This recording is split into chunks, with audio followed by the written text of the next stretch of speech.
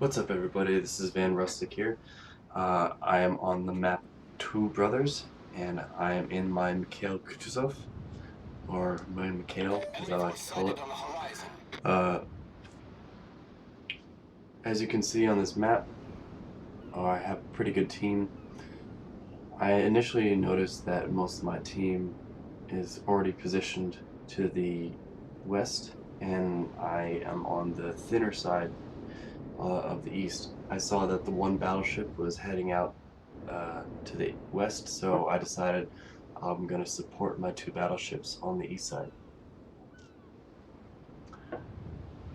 So my initial plan here is I'm going to stick near my battleships and provide them some anti-aircraft support, because the Mikhail has some really good AA defense, and it's also good to hang around some battleship buddies, so that way people shoot at them instead of you, because the Mikhail's armor is just, it's non-existent. So if anybody wants to shoot at you and you give them the slightest bit of broadside, you're going to get sitted on pretty easily. So my captain isn't fully upgraded. I have up to tier 4. I have my situational awareness. Oh, I'm gonna stop right here and say I'm just looking at the turrets, because that red area of the armor is the major vulnerable point. So if you're in a turrets, do not steer away, or sorry, towards your enemy, because then that's gonna raise your ship up, and it's gonna expose the weak armor. And of course, a nice Cleveland going up the middle, because, you know, reason.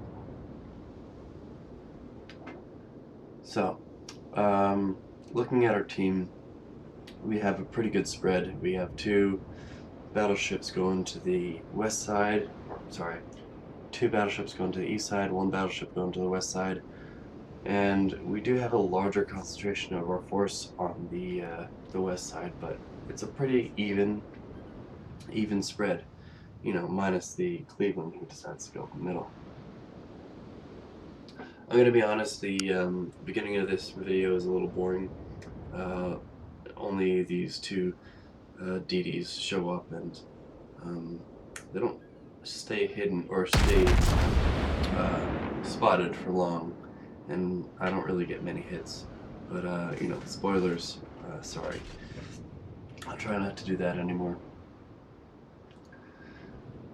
So I'm trying to get a little bit further, keep up with my battleships, just to make sure that nothing can like surprise them, and also to make sure I'm in range. It's hard to hit DDs at distance with a Mikhail, so it's always best. And I'm trying to keep close to the main islands here, so that way nothing can surprise me coming from the south, because now when we look at the map, you can see that we don't have many allies, and the allies that we do have are very spread out compared to their very many. They have 1, 2, 3, 4, 5, 6, 7, 8 ships on the west side, and that's the place where the majority of the carrier support for the enemy team is. So we can tell that we need more. We have plenty here, but we just want to make sure we don't get surprised.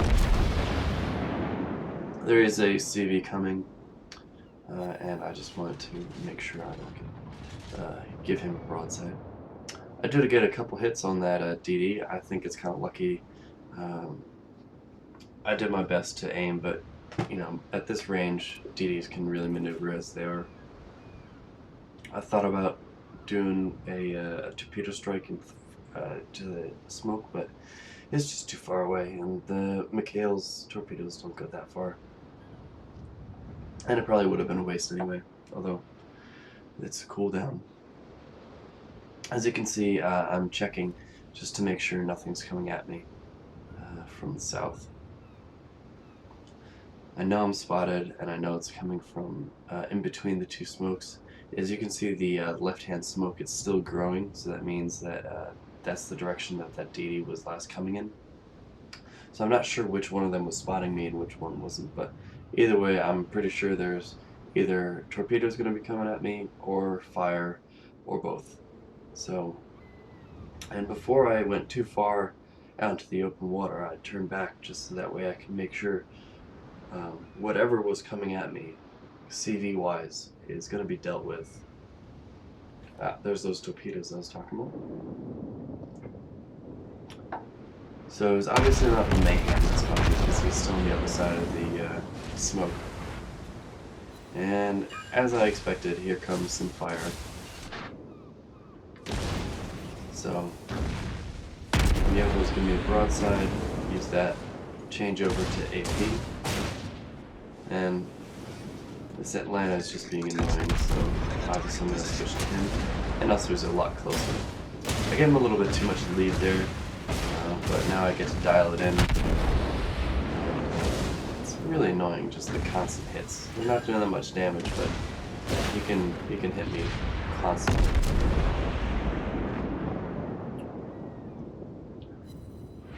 He doesn't have much of an angle going on, as also indicated with my mod, but I can still citadel him if I get the right spot.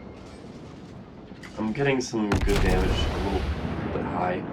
If I aim a little bit lower, that probably would have been better. I'm trying to give as much.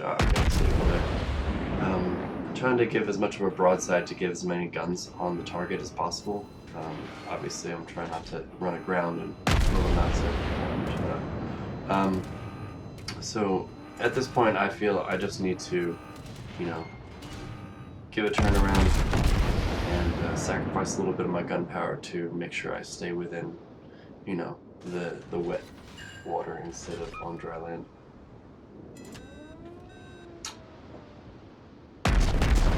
Give one last salvo to the Atlanta, and he's just moving too much. No, I guess I give another one. Independence, but yeah, he's enough of an annoyance that I wanted to take care of him. Although I'm probably getting close to the max of his range, even though he's not shooting at me anymore. So now that he's unspotted, I do indeed start shooting at the Independence, because I can shoot a aircraft carrier. More reasons to. And of course, at this time, I realized how much of an idiot I was being, because I really should have been turning around and looking at that New Orleans, because it's not like that horn hasn't been going off for the last 20 seconds or so. So at this point, I'm realizing it seems to be a bad situation. We're 2-4, and we're being capped. Our whole west side flank has collapsed. So I need to get back to base to defend it. I get rid of my last HE salvo and attack the New Orleans. I do some good damage. I'm nicely dialed into his range. I'm a little worried about his angling, which I can see it is a little bit too much angling, which I probably should have switched back to HE, but I obviously didn't. Oh, I guess I did, but too late, he's dead. So the situation is there's a Tirpitz and a DD. The DD's out of my range, so I'm going to get as much fire as I can on this Tirpitz. I see that his guns are not pointing at me, so I make the decision I'm going to use the smoke that the Mikhail has, which is a huge benefit in a situation like this. I don't want him to shoot me, so might as well be hidden and he can shoot somebody else. Those of you who noticed, I do only have one canister of smoke, and this is because at the time I had just purchased a Tier 6 Russian cruiser, and I did the cheap way of training. So this was my one game to retrain my captain and get him super skilled. Yeah, it would have been nice later on if I had that second one. But going back to the game, we did lose our friendly cruiser and to the Tirpitz, so I'm still hidden though. And my smoke just finished going out, so that means I have another 20 seconds under the smoke. So So my aim is I'm going to do as much damage to this turret, light as many fires as I can, and keep the cap from getting captured and too many points accumulating. Our people down south are not doing too well, and the good news is that DD is too far away to do anything. We did get rid of their CV, so that is always good, but we do have our CV, and that is critical for me to be in this spotting role. 20 seconds is about up, and that means my smoke is just about cleared. I tried to do some AP on the turrets, but he angled against me, and I figured I might as well give it a try, but it was not effective. I should not have done it to begin with. So now that my smoke is starting to clear, he actually hasn't seen me in this one yet, so now, okay, here we go. He's detected me. This is one of the things I do a lot. You'll notice that I didn't look like I was actually aiming at the target. If you're zoomed in like this, and then you hold down the right mouse button, you'll actually zoom out, and your guns will stay tracked at the last aiming point, and they will see tracking on the target, just like when you're zoomed in. So that's a little key thing if you're going to be doing a little bit of maneuvering. So, I don't know if you've been paying attention to the minimap, our force, except for one battleship, has been annihilated down south. So that means it's just the three of us, the battleship down south, the carrier, and myself. So at this point, not that I didn't expect the carrier to do it, I just asked the carrier to spot because it has to be the DD in the cap circle. So I just wanted him to, get in there and spot him so I can shoot the DD from range, because there was a battleship spotted around the D2 area, and he was headed directly for the cap, and also what other direction would he be coming? So, there was the first spot of the DD, and it turns out he is just on the other side of the island. And, of course, here comes the battleship. He's steaming right at me, so I need to take care of this destroyer ASAP. I figure he's going to come on the other side of this island, so I send my torpedoes. Yes, the indicator did not say that was perfect, but I just decided to send it out just in case he got a little adventurous. Of course, you can see I had a mod, and it is saying he's turning away, and now he's going back up north. So I put my engine back into full, and that way I can catch him with some guns on the other side of this island. I see, give a little aim check, make sure he's good, and before he can do anything to me, I make sure he goes down.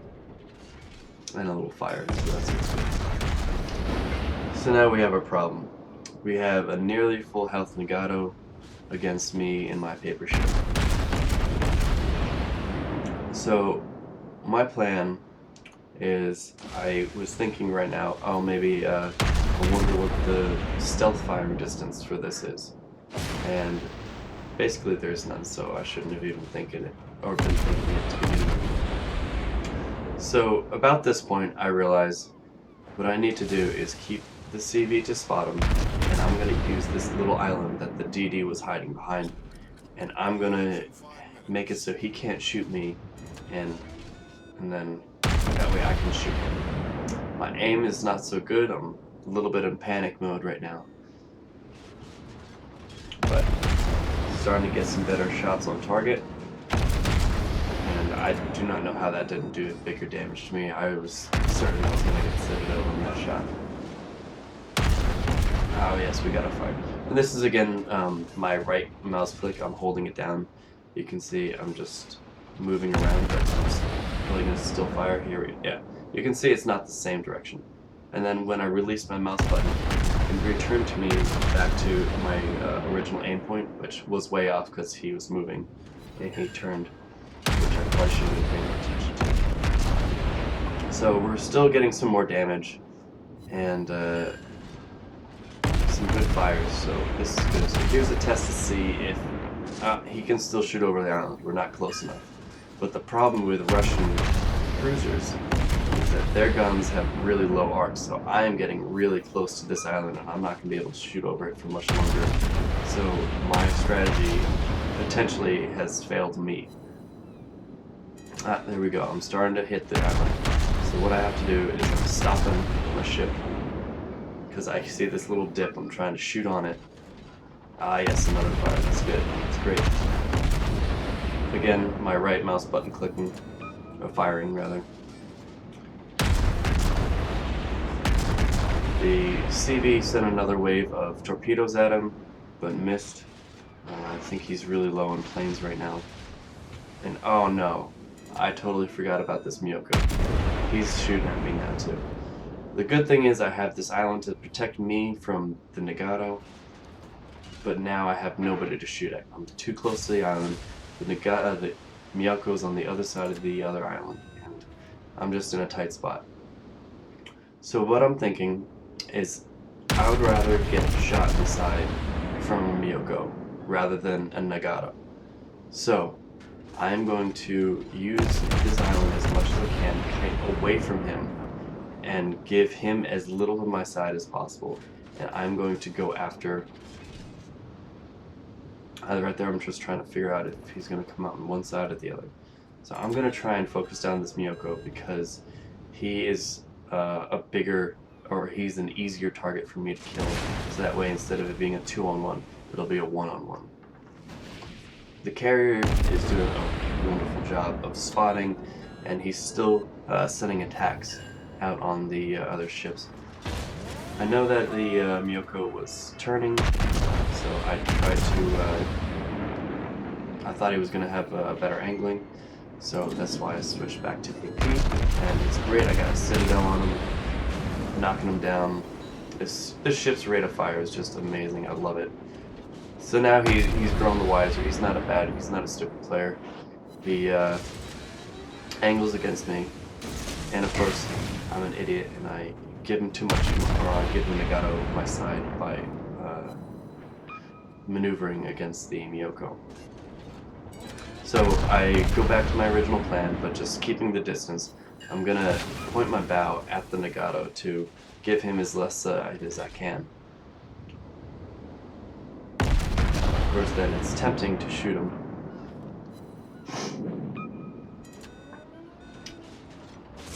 And of course, here is my mistake. I really thought I was gonna get blown up right there. Which I even was typing good game because I saw it coming, but I got lucky, so I figure I gotta get this Miyoko out of here. And just at that point, the friendly CV takes out the Nagato. I think it was from some flooding after a torpedo strike, but either way, that saved my ass. So now all I have to do is switch back to HE and get this Miyoko out of here. Doing some good damage, but I can't give him too much my side. I also want to protect my Ryojo, because he is saved my ass so many times this game, and... Alright, one more shot should do it. Outstanding. Alright, so now... And of course, that sound means the game is about to end. So, I guess you can't win them all, and this one was a defeat, but being that the Mikhail is a premium ship, as you can see on this defeat, I still earned 707,296 credits. I was given 3,668 experience for 144,927 damage for 319 hits and only 2 citadels, but it's not so bad anyway. On the team score, I did turn up to be number 1. No surprise there. I am actually surprised a little bit